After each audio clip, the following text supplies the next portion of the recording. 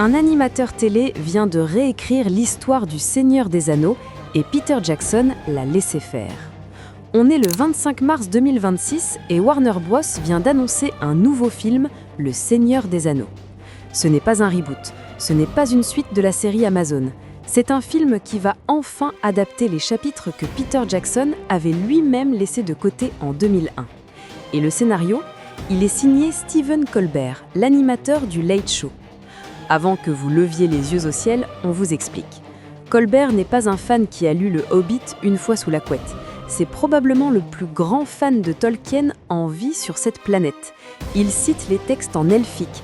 Il a passé des interviews entières à corriger des experts. Et ça fait 2 ans qu'il travaille en secret sur ce scénario avec son fils, scénariste de métier.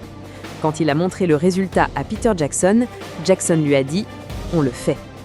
Le film s'appelle Shadows of the Past, comprenez les ombres du passé.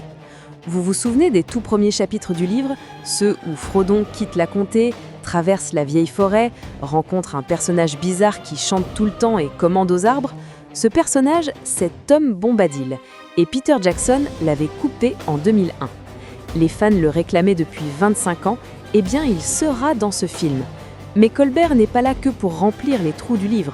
L'histoire se déroule 14 ans après le départ de Frodon vers les Havres Gris. Sam, Merry et Pippin sont vieux. Ils décident de refaire le chemin que leurs amis avaient emprunté au début pour leur rendre hommage.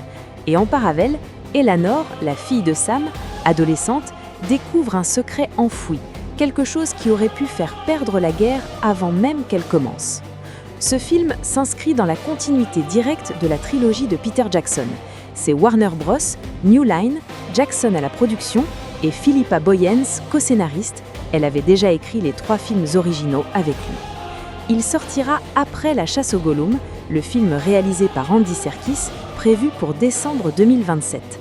La date de sortie de Shadows of the Past n'est pas encore annoncée, mais rassurez-vous, le projet est officiellement lancé. Ce qui est intéressant ici, c'est pas juste le film, c'est aussi que ça nous en apprend beaucoup sur l'industrie.